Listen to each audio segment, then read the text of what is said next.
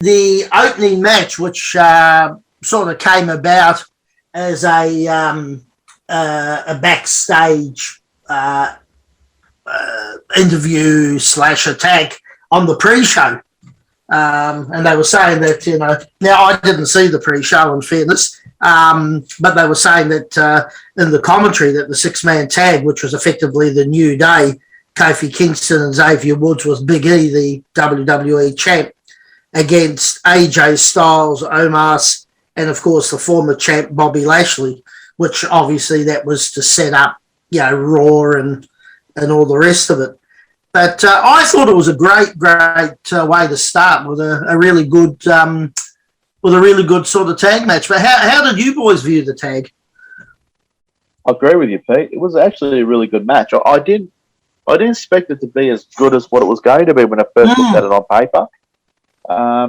So the New Day, which is always a good working team, they've been together for so long. They're almost like the Freebirds of today. Right? I wasn't sure how Styles and Omos and Bobby Lashley would work together, but actually they worked very, very well together.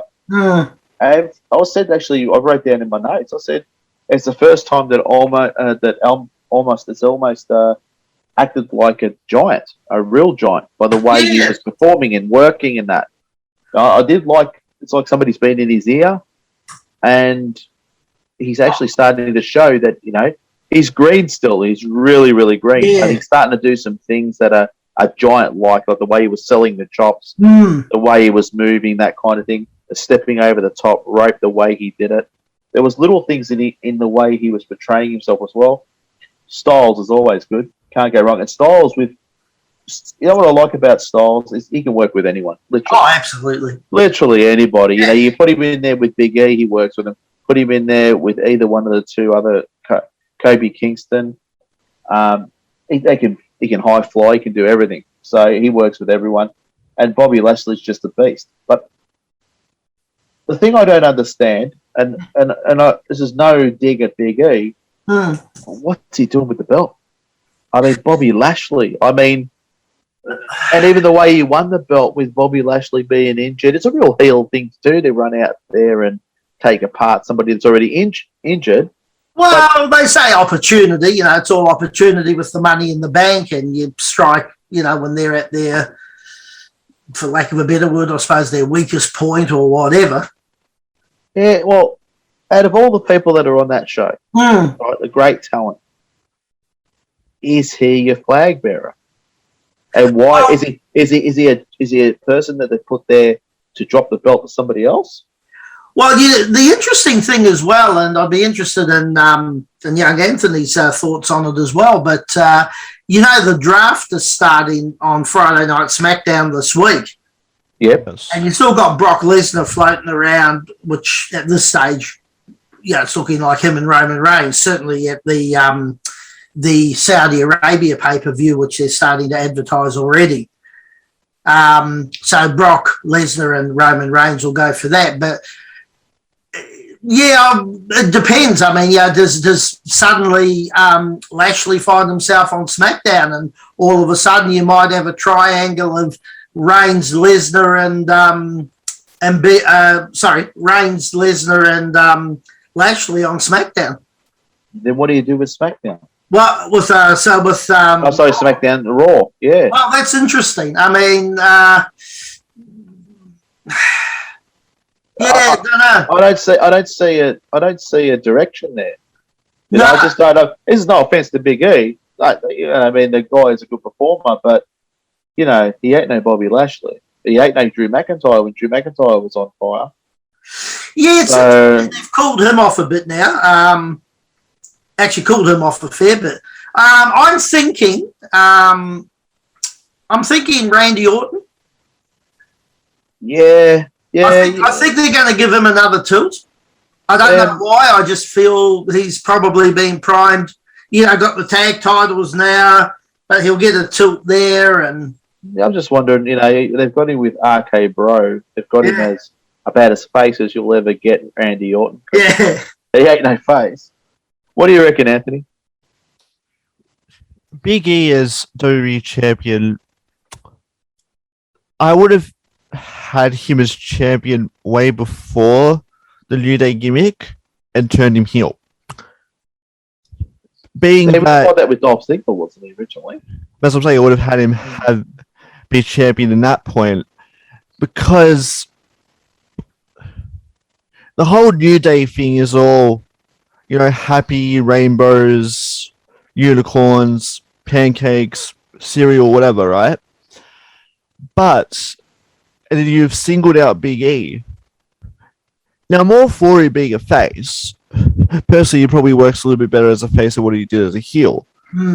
But if you're going to give a top title to somebody, you got to, in my opinion, you got to slowly get to the point of that.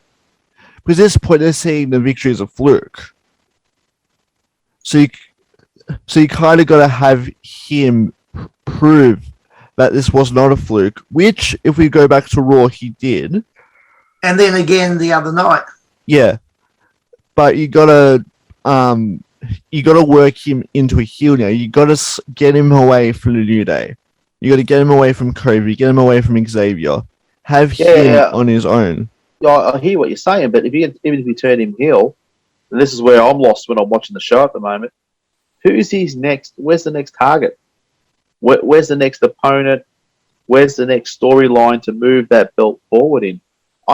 Face or heel, I just don't see it. I don't see it either way. It's no offense to Big E. I'm not bagging the guy, No. But I just don't see it. Yeah. Where's on that whole show of Raw? Where's it going to go? You see direction with SmackDown, but you don't see the direction. I mean, like Bobby Lashley for me is the king of Raw at this point, right? So he's lost the belt, right?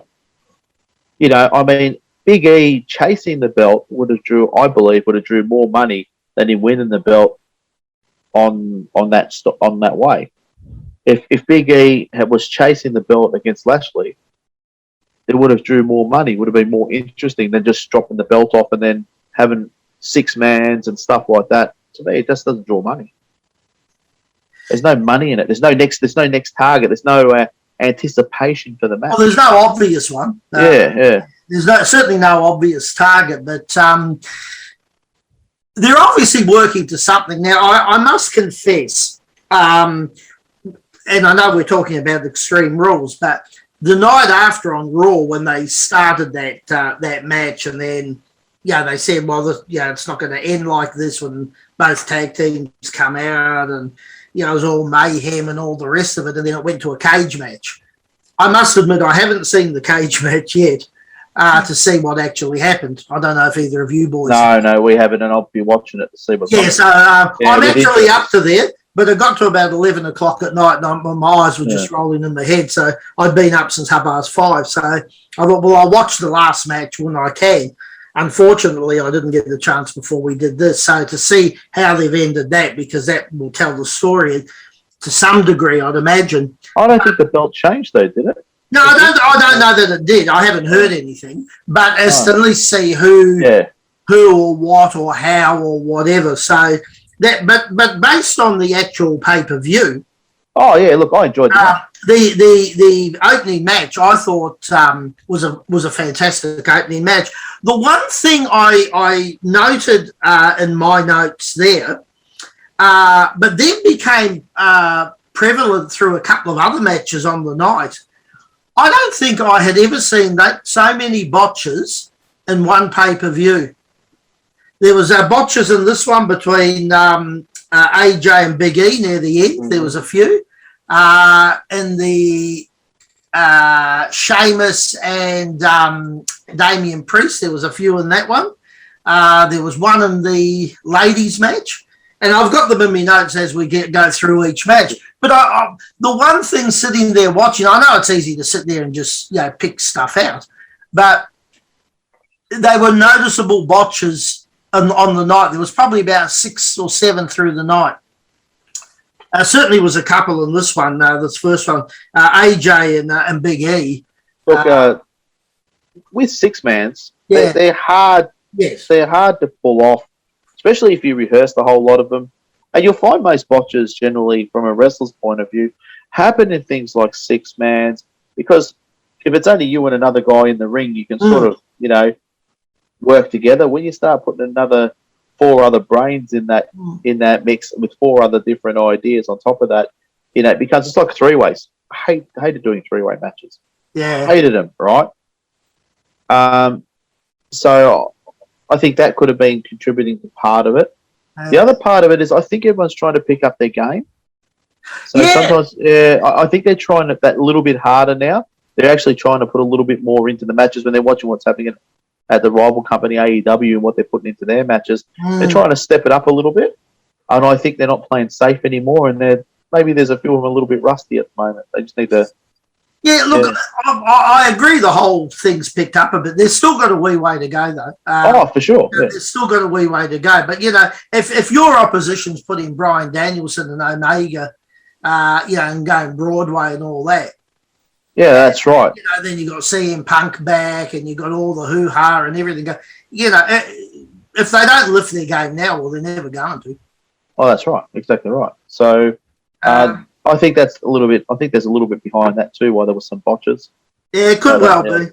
But as I said, I really liked the match. I actually gave it a 7.5 out of 10. I gave it a 6. I'm not. Okay. Not that I didn't think the match was good, but 6-man tags, I find them hard, and also too, I couldn't see the direction, especially with the Raw belt, where it was going. Yeah. But as far as a match, it was a great match. I mean, for an opener, I was actually quite really surprised and happily surprised on it. So when I saw them opening with that, I thought, wow. It's a bit like Raw the other 2 nights ago. They opened with Ian Lashley. Yeah. Knowing full well they had to do it then because they were coming back later. But what did you give it, Anthony? I gave it a 4. Oh, really? Yeah, I've got a real harsh. In my old age, I'm usually the harsh one. Yeah, I've got a real harsh as we got to do this, because my thing is, they're wasting Lashley. Well, maybe. I think we're going to have to wait and see what they do with it. Don't know. Look, anytime you put in a ring in front of people, they're not wasting you. You've got an opportunity to perform, right? So it's not wasting, because if he goes out there and he performs 5-star, then they're going to use him. But you're right, the lack of direction, sort of like you throw your champions just lost the belt into a 6-man tag with 2 other randos. It is strange, but you've got great performers that have pulled off a good match. But, the other thing, I suppose, boys, is it wasn't an advertised match, and it happened last minute, supposedly, as a result of a backstage attack in the pre-show, as we said. So maybe they thought there was something in that, or maybe they're working to something, or you don't know. You don't know. The other thing I noticed, because, sometimes you just notice different things, Omos has no eyebrows. Oh, I didn't notice that. No. And he's got a head only a mother could love. Oh, that much right now. That's the only thing him and I have got in common. But you're underestimating yourself there, Pete. Oh no. He's really, really bad. Good to hit for radio. If you ran into that in a dark alley, mate, you'd run straight to the wall. Yeah, but I looked, and then I got up real close, and I looked 2 or 3 times. I thought he's actually got no eyebrows. But anyway, that's just me being me.